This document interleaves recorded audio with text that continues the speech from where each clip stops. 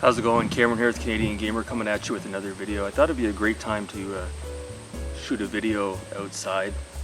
My neighbors are gone at the moment, so they're not gonna see what's this crazy guy doing shooting a video in his backyard talking about video games. So it's a bit of a VR video response to Dads and Lads Gaming. He put out a video this morning tagging me, and his video was basically, 5 games we can't live without, or 5 games he can't live without, him and his 2 significant others, if you will. And I thought I had done a video like this on my channel maybe a year ago, and I went back and looked at my archived videos and I couldn't find it, so we'll do it again. Now, just a few things to mention on this video. It's, take it with a grain of salt, because for me to actually choose 5 games that I can't live without, I'd have to go back and look at all of the games since the dawn of man that I've played and try to recollect certain games. But I think for now, this is a video, these 5 games, are gonna accurately represent, what I can't live without at the moment. Because the thing is, there's a lot of games from the 80s and 90s, the 16-bit era in particular, 8-bit era, that while back in the day, 25, 30 years ago, I would be playing on a consistent basis every year. As I've grown older, a lot of those older games, while very nostalgic, let's be honest here, a lot of those games I haven't touched in 15, 20 years.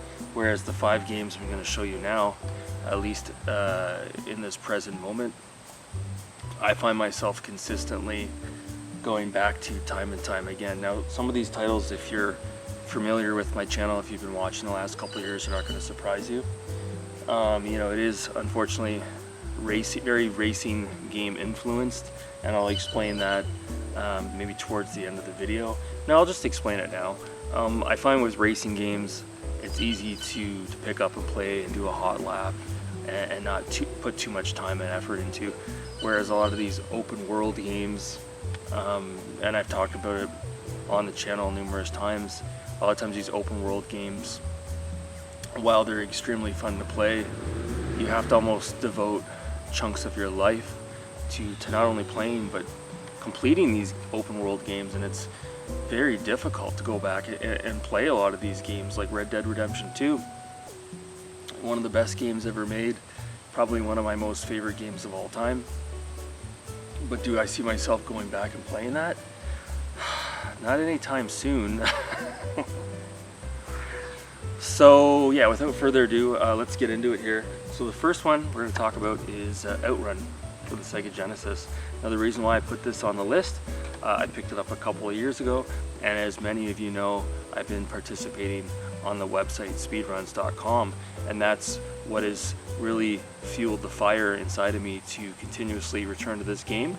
And I see myself continuing to play this game year over year, month over month, week over week, trying to improve my hot laps. So speedruns.com in a way has inadvertently contributed to why I can't live without this game. And if I was on a deserted island and I could only bring one racing game with me, it would probably be this game right here. And again, sticking with the theme of racing games, the second game that I can't live without would absolutely be Need for Speed 3 Hot Pursuit. This is my original copy for the PC that I purchased back in, 1998. And yeah, I can't live without this game. I still play it to this day. I have it on my PC running with the 3DFX patch, and it's absolutely glorious. I love Need for Speed 3 Hot Pursuit. It's a crying shame that you can't, download it on modern consoles. Unfortunately, it'd be awesome to get a remastered version of that for the PS4 or the Xbox One. But as far as go-to racing games is concerned, I played a lot of racing games in my day, and while there's a lot of good ones out there, there's a lot of them that I played and didn't go back to. Need for Speed 3 Hot Pursuit is definitely not one of those games. Even to this day, here we are, over 24 years later, and I'm still going back to this game. I absolutely love it. It holds a special place in my heart, absolutely, because again, I had an original copy that I was able to run on my PC back in the day on my old Packard Bell, and this game holds a lot of sentimental value, absolutely. And continuing on with the PC gaming theme, I'm kind of cheating here. This is two titles on this one, and it would be the original Broken Sword, the Smoking Mirror, which it was referred to in North America as Circle of Blood, and then we've got Broken Sword. Sorry, I got that backwards.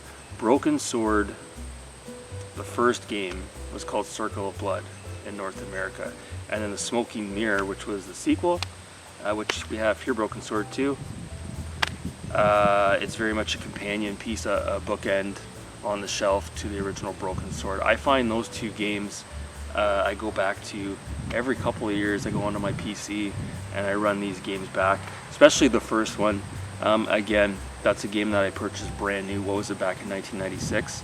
And I can remember playing that on my PC and just being absolutely absorbed in this point-and-click adventure, and it was absolutely engrossing. And a couple of years ago I downloaded these titles off of GOG.com, and I remember returning to them, and it was just absolute sublime. It was bliss.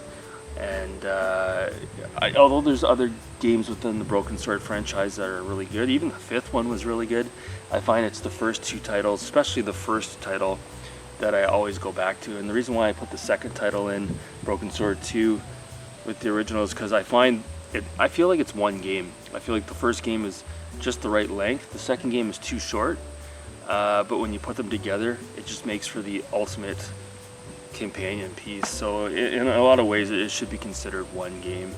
So yeah, absolutely, Broken Sword makes the list. The fourth game I put on the list here is the original Red Dead Redemption. And the reason why I put this on the list is because this is one of the few games that I've actually, especially when we're talking about open world games, that I've gone back to and beat over and over again. I think I've beaten this game at least 3 or 4 times, and I honestly can't say that about any other open world game. I remember the second time I went back and played this, and I got sucked right into it. And although I really enjoy, like I said earlier, Red Dead Redemption 2, it gives me like a headache just thinking about going back and playing that. Whereas this one here, it's a little bit more scaled back, if you will. It is an open world game, but it's a lot easier to get into. The intro is not like a long, slow burn like Red Dead Redemption 2 for anyone who's played that. And I played this game for hours and hours and hours. I remember just playing the hunting missions. I remember exploring up in the northeastern part of the map and finding Bigfoot. And I remember just constantly looking for Easter eggs in this game. I explored every inch of this map. I found every single secret. I didn't 100% the game because a lot of the achievements at this time were online based, and I didn't have Xbox Live at the time. But yeah, this game holds up really well. Probably my most favorite open world game of all time. I think maybe I would put this above Red Dead Redemption 2 just because it's easier to pick up and play. Yeah, what else could be said about this game? It's probably my favorite Rockstar game. I just love the world. Even to this day, the graphics hold up. I remember it was really polarizing when it came out. Some people didn't know what to make of it. And in actual fact, when this came out, a coworker of mine bought it. He bought it day one, and he didn't like it, and he approached me and asked me if I wanted it. And I bought it off him, and I didn't know what it was about. I brought it home, and I was like, oh my god, this is just heaven on earth. So even to this day, I go back and play this, and the expansion as well, Red Dead Nightmare. Just absolutely an incredible piece of software in one game that I can't live without. And the last one, we've talked about it on the channel before. And actually, before we get to that, I just wanted to mention Broken Sword again. Maybe Marcus, if you're watching this, I feel like I'm on vacation when I play these games. I don't know if you feel the same way. Same goes with Monkey Island, and even Myst and Riven for that matter. I feel like when I play these point-and-click adventures, you know, it kind of takes me away and kind of lowers my blood pressure. I don't know if you feel the same way. And the final game I'll mention here, I've found myself going back to this one over and over and over again over the last couple of years, and that's Forza Motorsport 4. I do have the original Forza for the original Xbox. I've got Forza Motorsport 2. I've got, as you guys are aware, I picked up one of the more modern Horizon games. I think it was Horizon 3 I picked up. But no, this one takes the cake. Forza Motorsport 4. As you can see, I've got the Steelbook variant here. Yeah, I find myself going back to this one over and over again.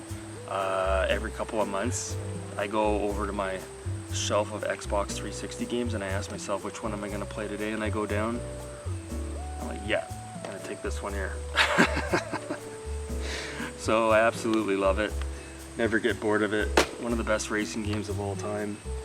And yeah, so that's it. Those are my 5 games that I currently cannot live without. If you want to take the rest of my collection and do what you want with it, do as you please, that's fine. Just don't take these 5 games. So I'm gonna leave it there. The other thing is there's a pretty good UFC card on tonight. I don't know if any of you guys are gonna watch that. My picks is gonna be co-main event. It's probably gonna be Kamzat. If he comes in and his weight cut didn't deplete him too much, he's probably gonna wrestle his opponent, probably go 5 rounds, or maybe he'll get a rear naked choke on Holland. And in the main event, Nate Diaz versus, we've got Tony Ferguson there. If Tony Ferguson from 5 years ago comes in, I think he's going to have his way with Diaz. It just depends on how he is mentally. Same with Kamzat as well. But anyone who's picking Diaz, it's always a possibility. But I think as long as Tony Ferguson comes in tip-top shape, I think it's going to be an easy night for Tony Ferguson. As much as it pains for me to say that because I'm a huge fan of Diaz, I think Tony Ferguson's probably going to take that one as well. He'll probably come in with a smart game plan, and maybe he'll try to wrestle his way through 5 rounds. So it'll be interesting to see. It might be an action-packed fight. You know, maybe those guys will come out swinging, or maybe we'll have a 5-round affair where it's absolutely a snore fest. I don't know. We'll have to wait and see. I don't think that's going to be the case, but I wouldn't be surprised if Tony Ferguson comes in with a game plan, and Nate Diaz, maybe he won't come in with a game plan, and he'll find himself in a situation with Ferguson where he doesn't have a plan B and there's nothing to fall back on, and maybe he'll be walking around flat-footed trying to punch his way to victory. And the thing is, Ferguson is, in my opinion, a lot more well-rounded than Diaz, and he's got a lot more tools at his disposal, and I think those are his keys to victory. So anyways, that's going to do it for this video, just a short video here, and I appreciate Dads and Lads Gaming for tagging me on this. I'll tag Alfred Entertainment and Master System Marceau and PK in the Universe if you guys want to let us know the 5 games you can't live without. And then PK's, you know, in his instance, it'll be 5 Evercade games that he can't live without. So anyways, guys, get out there and enjoy this beautiful weather. Thanks so much for watching. Have a great day.